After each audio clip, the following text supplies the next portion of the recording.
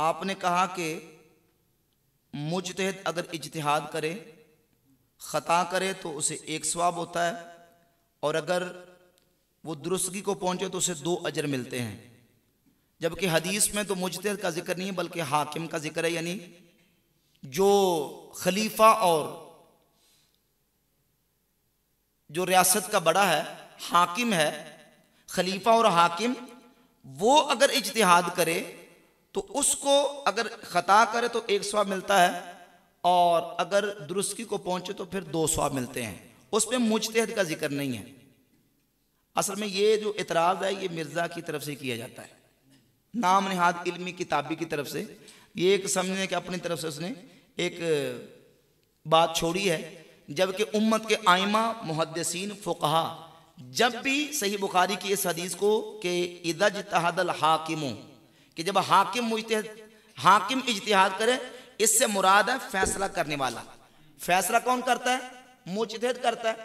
یعنی اجتہادی مسائل کے اندر مجتہد نے فیصلہ کرنا ہوتا ہے، اور اس حاکم سے مراد مجتہد ہی ہے.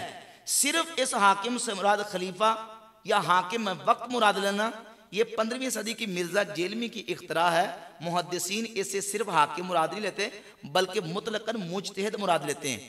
اگر اس حدیث سے صرف حاکم ہی مراد لیا جائے اور مجتہد مراد نہ لیا جائے تو پھر کیا خیال ہے؟ ائمہ اربع، امام ابو حنیفہ وقت کے حاکم تھے، امام شافعی حاکم تھے، امام مالک، امام احمد ابن حنبل اور دیگر جتنے مجتہدین اور فقہا گزرے ہیں وہ سارے حاکم ہی گزرے ہیں؟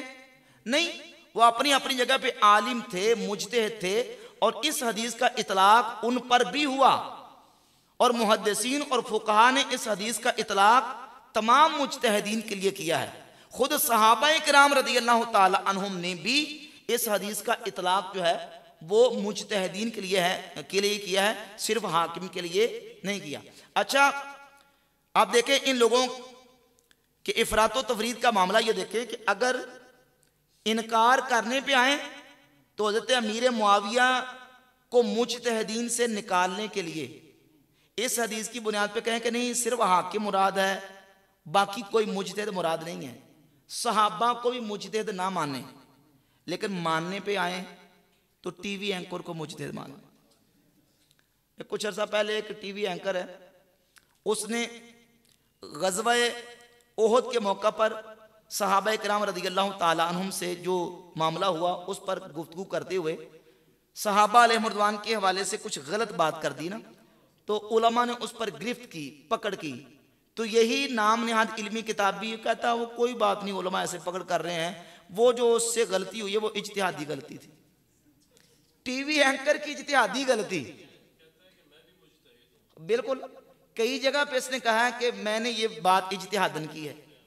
یعنی اجتہاد کی بات آئے تو مرزا خود بھی مجتہد، ٹی وی اینکر بھی مجتہد، لیکن صحابہ کی بات ہے تو کہتا صحابی مجتہد نہیں ہو سکتا، کیونکہ اس میں حدیث میں جو ہے وہ صرف حاکم کا تذکرہ ہے. جبکہ محدثین نے فقہا نے اس حدیث کو علی الاطلاق بیان کیا ہے، اور اس سے مراد ہر مجتہد ہے جو اجتہادی مسائل میں اجتہاد کرتا ہے.